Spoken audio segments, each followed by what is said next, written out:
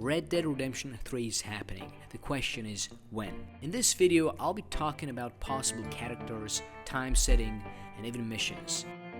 Just to be clear, these all are just, speculations. I don't have any official information as of now, and all of this based on my personal gaming experience with RDR1 and RDR2.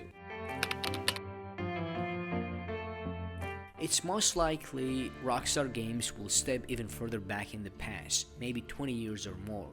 There's no point in going further forward, as the golden age of the Wild West was already about to end in RDR1, and in RDR2 they were surviving rather than cherishing that life.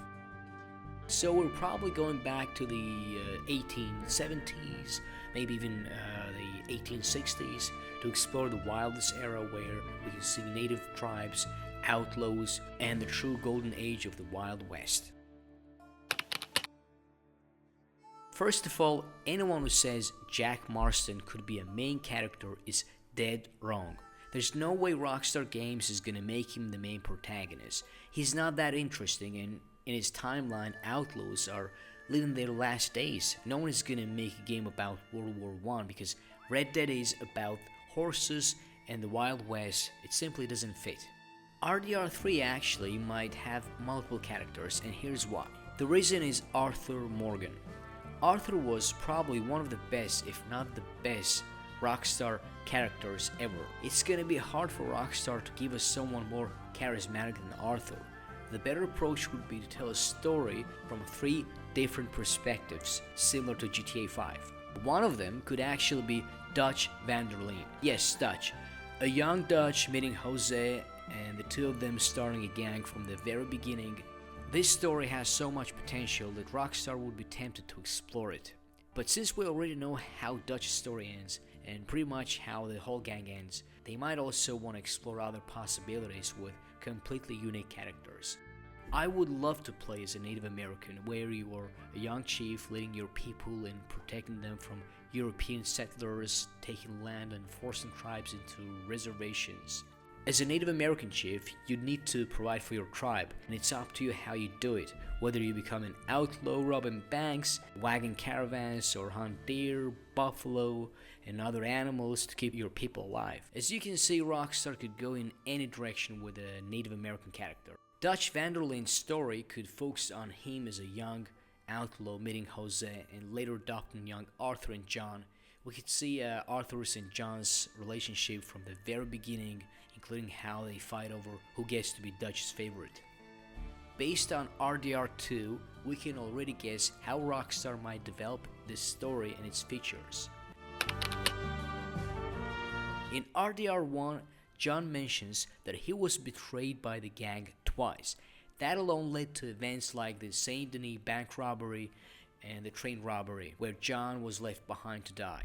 Because of this, we can already imagine what kind of missions this story could bring. Before diving into missions, I want to stress how important small lines from RDR2 really are. We've both been working hard. And now we got something to show for it.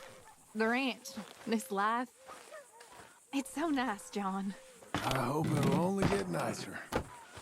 In one of mission, Jose tells Arthur that back in the day, things were loose, and how he disappeared for some time to live a normal life with a woman he loved. That line is key. It suggests a time when the gang wasn't fully formed. For the first time in RDR3, we could be forming our very own gang, which could be incredible.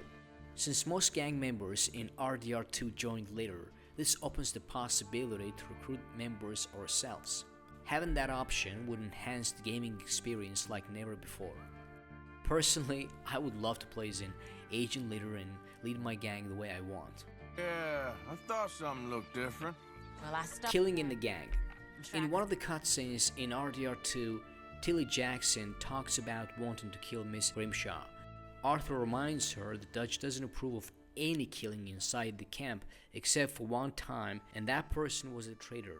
Rockstar could explore this idea where, as a later Dutch, or you as the player, has to decide whether to kill someone who betrayed the gang, since Dutch values loyalty above everything else.